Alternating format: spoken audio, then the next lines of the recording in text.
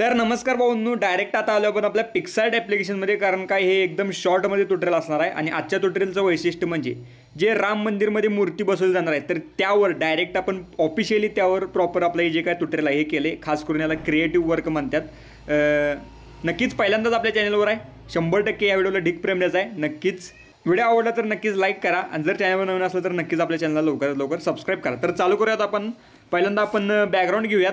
एकदम इझी आहे, एकदम सिंपल प्रोसेस आहे. मी लई काही जास्त डीपमध्ये तुम्हाला सांगितलेलं नाही आहे. या थीममध्ये आपण बॅकग्राऊंड घेतलं. या बॅकग्राऊंडवर आता आपण एलिमेंट्स ॲड करत जाऊयात एक. ओके, चला तर मग जसं की आता या पाठीमागे आपण मंदिराची थीम घेतल्या. आता ही मंदिराची थीम आहे प्रॉपरलीरित्या ब्लॅक अँड व्हाईट करून घेतल्या मी.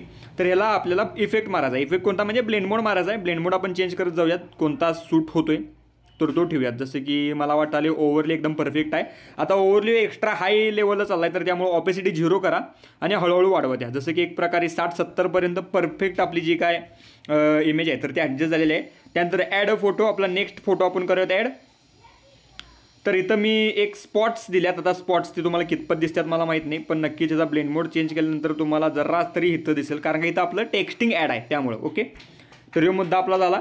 त्यानंतर मग आपलं चक्र पाठीमागचं दिलं आहे हे आपल्या पद्धतीने ॲड करून घ्या, कारण का तुमच्याकडे चॉईस आहेत आपल्याकडे भरपूर की चक्राच्या ऐवजी वेगळं लाईट ते आपण ॲड करू शकतो, हे तुम्हाला माहिती आहे. जसं की ओव्हरली थीम मी मारली आत्ता सध्या तरी. त्यानंतर पुढील मुद्दा,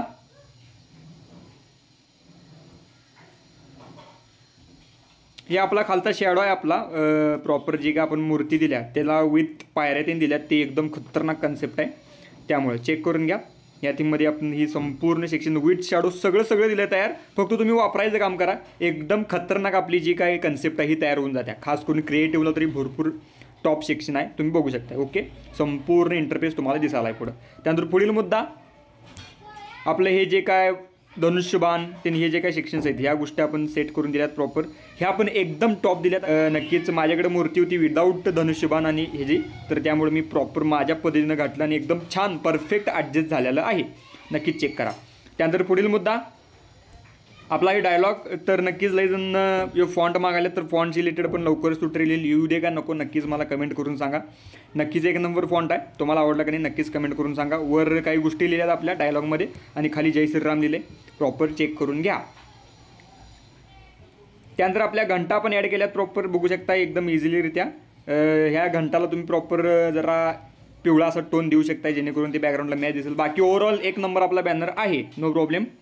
त्यानंतर राहिलेला आपला स्पॉटलाईट, तर हे आपण एक ॲड करूया जो बाणावर आहे प्रॉपर. तर याला ब्लेंड मोड स्क्रीन आणि आपला बॅनर तयार. ओके, ह्याला फायनल इफेक्ट मारा. एकदम खतरनाक क्रिएटिव्ह कन्सेप्ट झाल्या. तुम्ही याला ऑर्डर म्हणून पण वापरू शकता. फक्त जो वरचा डायलॉग आहे तो काढायचा आणि त्याच्याऐवजी प्राणप्रतिष्ठेनिमित्त 16 निमित्त एकदम शुभेच्छा ह्या थीममध्ये तुम्ही जर केला एक नंबर बॅनर होईल. नक्कीच तुम्हाला कन्सेप्ट कळलेले आहे. तर नक्कीच गडबड आहे, त्यामुळे प्रॉपरलीरित्या आपण हे फास्ट ट्युटोरियल केलं. ह्याचं मटेरियल सविस्तर आपण आपल्या डिस्क्रिप्शनमध्ये दिलं आहे, इझिली ते जाऊन घ्या.